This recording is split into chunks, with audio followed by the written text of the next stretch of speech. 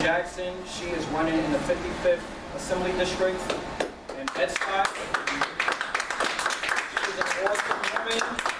I love this lady dearly. And she's going to start this off. And I hope you enjoy yourselves.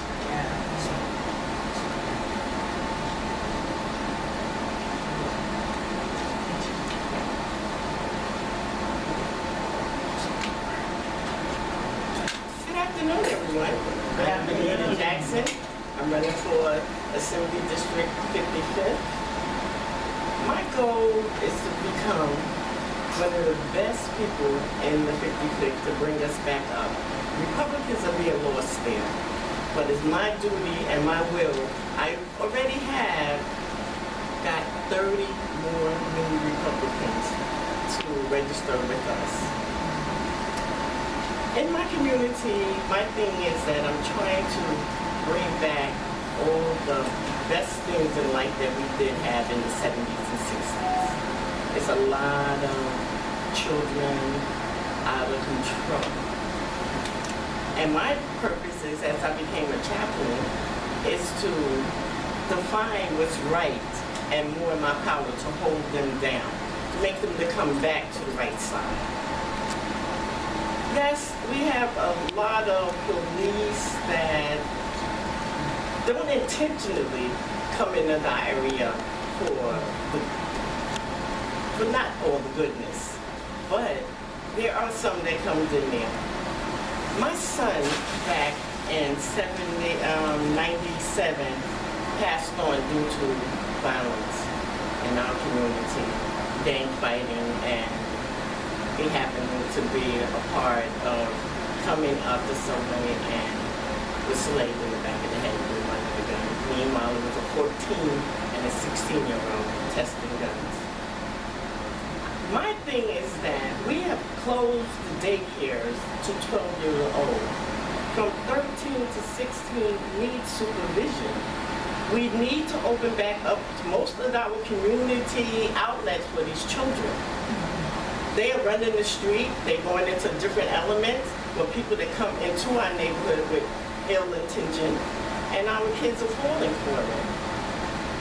We need to upbuild that again. We need to bring back the adults that really give a hoot in our neighborhood. Now, back when I was coming up, we had a police officer that patrolled the neighborhood every morning. My grandmother and the other ladies in the community would get and make him coffee, tea. At the same time, he would sit around and talk to us. He would also play games with us. And when we was out of line, take us to our mamas. Okay? But not one time did he stop to think that I cannot help these people in this community. I think if we go back to those times where we can have 2 or 3 police officers to get to learn our community, and our community get to learn him, I think we would be more open arms to the police in our community, and the police knowing our community will be more open arms to us. That's where I think that we need to start our basics, is back in the 60s and 70s. The worst thing they could have is that you had a junkie on the corner, but he too got respect. We need accountability from both sides, our children and our police officers. So I'm that person to go to try to get everybody back on the same accord. Respect, honor, and accountability. That's what we need to lie at right now. And by George, being that I became a chaplain and uplifted my skills, and to never ever give up, because there's a better, bigger thing at the end of this rainbow, and that's peace among all of us. Any questions? So, Berneda, I'm just say one thing. So, as you guys, some of you know me, I just met a number of you. Berneda is a great woman, and I don't know if you know about this about me, but actually I'm involved with youth activities. Brian actually, children, he's involved as well. We coach 2-3 nights a week, 220 kids. All right, 3 nights a week. We're with them all the time for 9 months of the year. So I agree with you 1,000%. These youth activities, the kids in the middle are lost, right? Rec centers are great, sports programs are great, but I gotta tell you something, when I was 7 years old, I grew up in the streets of Brooklyn. I was running around. I'm an immigrant, son of a neighborhood. So was my wife, and we got taken by the back, right?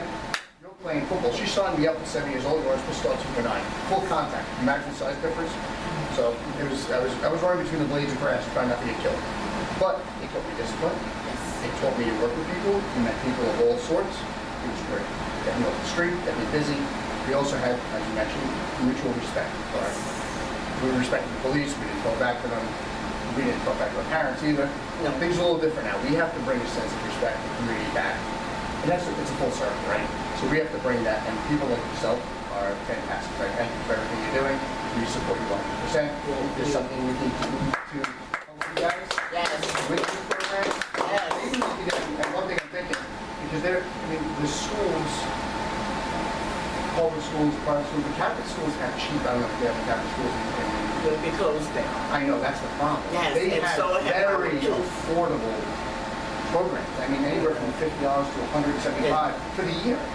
Amen. And the coaches, we all volunteer. Brian and I volunteer, like you said, 3 nights a week. That's just the one sport. We do other sports. Yes. And without that, the kids would be lost. I mean, what are they going to do? So, you know what? It teaches them a sense of structure. It teaches them a lot of things. And truthfully, we're always talking about, well, we have to change things. You have to change it not just in the near term if you can, but for the long run. It starts with the kids. That's right. That next generation that is looking at, because we teach them responsibility. And you know what, God willing, I remember the coaches that coached me when I was growing up, and they used to yell at us sometimes saying, I could be somewhere else. I'm not getting paid to do this. And I was like, ooh. And that won with me. And now I catch myself saying it sometimes, and I'm sure you think to yourself, you're out, you're like, I could be home relaxing right now, I could do something else. But you're teaching them a life lesson. Yes. And you know what? It benefits us. And it, you know what? You feel very good about it because it's very gratifying, right? I mean, I know you know this one, and for everybody else involved in these programs. So it is terrific. And we support you politically. There's a message. I was very happy to hear Donald Trump this week pivot and start talking about something that, frankly, Republicans haven't really, there's a few, but not a lot of them talking about it. It's fantastic because really, minority votes in these neighborhoods are just taken for granted. It's a gimme. And truthfully, they're largely ignored. And there should be a fair debate. Whether you believe in Republicans, Democrats, whatever, you know what, it should be a fair debate because then you have a debate of ideas and minds open up. And you know what? You should challenge your representatives. Whether they're Democrat or Republican, Independent, whatever they are, they should be accountable to people. Yes. And just to say, well, I voted and I brought money to the district. That's great, but a lot of it's lip service. You need to have a challenge of ideas, and you know what? A lot of the things that have been put in place for decades, it's just not working. Obviously, you look at the results. You look at Chicago. You look at what's happening on the streets of Baltimore and other places. Something's not working. Something has to change, and not lip service. It's actually policy and people getting involved. Right. So thank you very much. Thank you.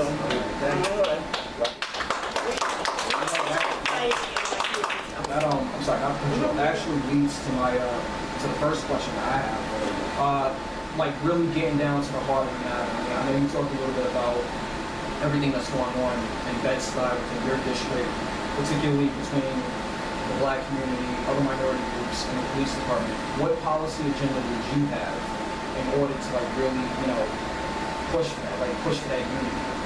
I would like to see them, as I was speaking a few seconds ago, I would like to see that one or those 3 police officers maintain in our area. Everybody gets to know everybody on a first name basis.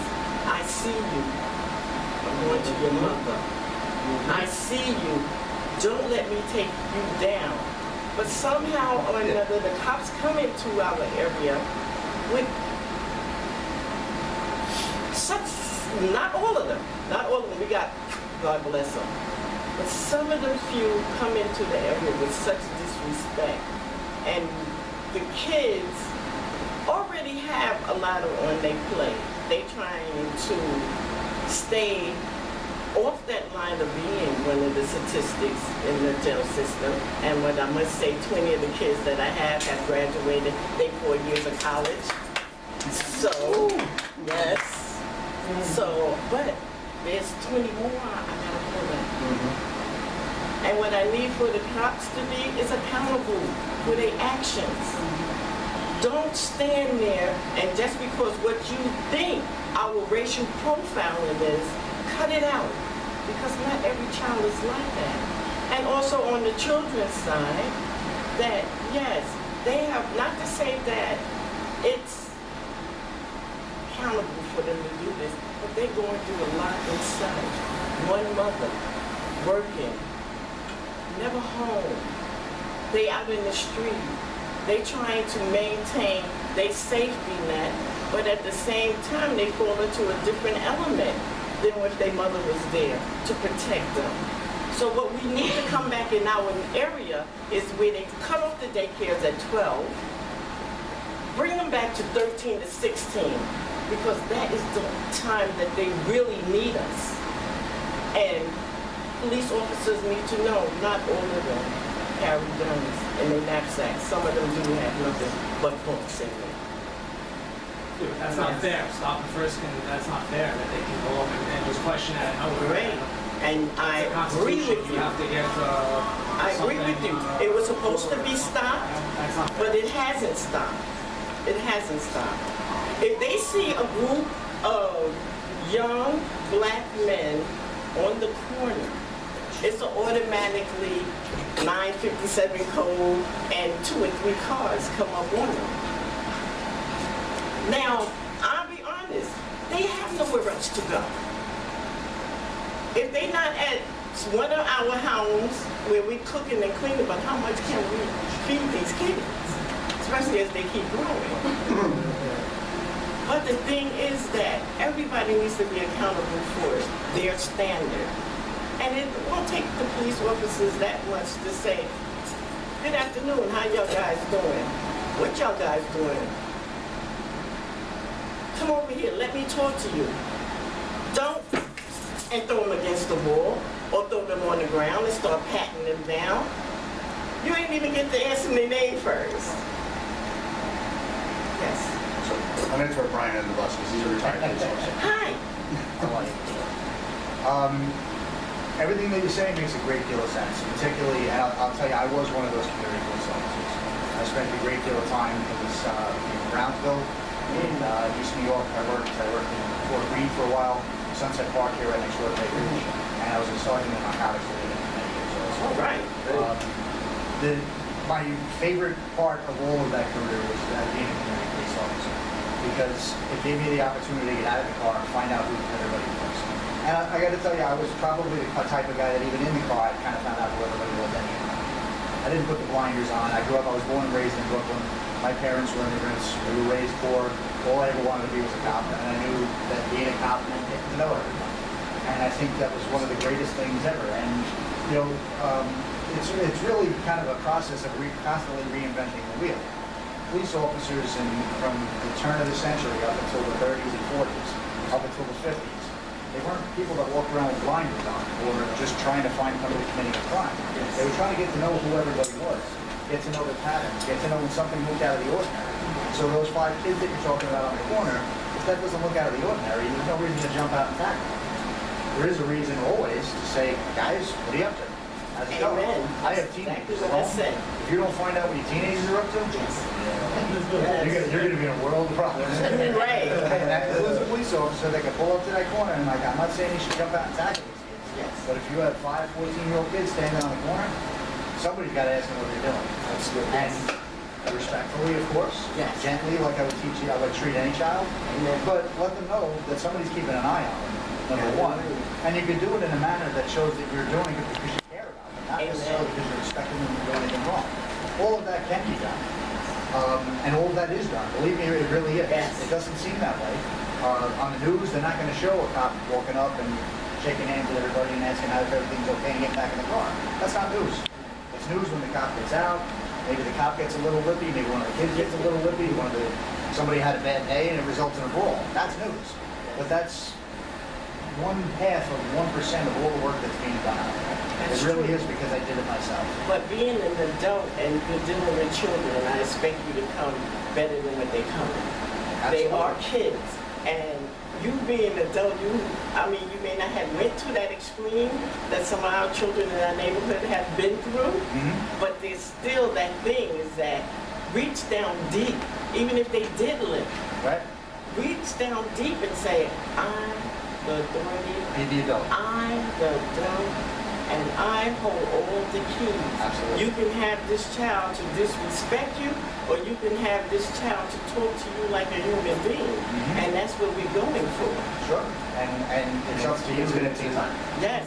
And I still say, if we take it back to the 70s and 60s, where, well, we may not say one, walk the beat, maybe 2 or 3, but they're getting to know us within and understand our struggles. Right? And then be able to come forth and begin to help heal it. But at the rate we're going, we got to do something. Right? We And have to do something. the dividend that's paid from that is they're treated respectfully, they're treated carefully, Yes. and we can preserve their life and their property and to keep a good eye on them. The other side of that coin is that it's very easy to hate the police. It's a lot more difficult to hate Ryan the cop. It's a lot more difficult to hate Mike. They say, wait a second, somebody's talking about the police, or they see something on TV, and they say to themselves, wait, Ryan the cop stops here and asks for all right all the time. Yes. This isn't all the police. Yes. This is, and the more people that are willing to get out of that car, behave that way, and to do the It's right only thing, bringing down the I mean, force. but a lot of it too is rehabilitation. It's not about just writing tickets and putting them in jail. Absolutely. Right. That's It should be. Right. It should be. Check something really quickly, but we were able to go to a few community meetings, police station. That's my job. I generally do that.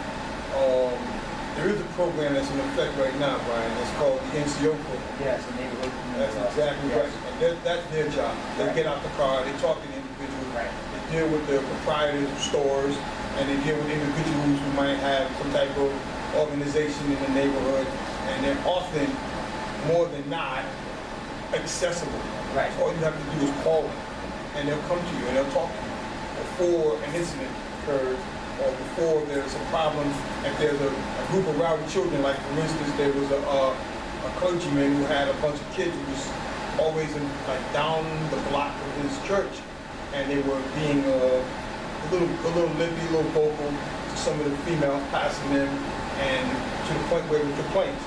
Rather than to call 911, they called the NCOs. They came, they spoke to the guys. A couple of clergymen came, spoke to the guys. Done, finished. There's a certain amount of reciprocity here that Ms. Jackson and I are trying to officiate in our neighborhood, and all it takes right now is accountability. But really, we have to emphasize the fact that these individuals do need to be able to see that there is no reason to be fearful. Right. Because believe it or not, most incidents that take place is somebody lost it. Somebody believed something and they acted on it. So at this particular time, we have that program there. We have individuals that are constantly moving around the neighborhoods trying to show differentiation between what you need to be afraid of, what you're not afraid of. Program SOS, which is some more clergymen. They show kids, well, this is your rights when you stop by the officers and whatnot. But the situation is that we have to be able to make these classes more accountable. I mean, not accountable, accessible, excuse me. They have to be made accessible because the amount of kids we see in those classes, it's like 50 kids on the block. We might see 10 or 15 from the whole neighborhood in this one class because nobody knows about it. You understand what I'm saying? It's our position that the same amount of money that we put into locking these kids up needs to be put into crime prevention. That's our position. Facilities where they can come in Yes. and relax, relate, and release. There you go. Instead of like the broken window, so it's just like writing out tickets. Absolutely. Yeah. Joshua. So I hear you talking about the fact that you need to create a better relationship, but it was also mentioned that the neighborhood cop supporting the community doesn't make the news. So it sounds like you've got a PR problem.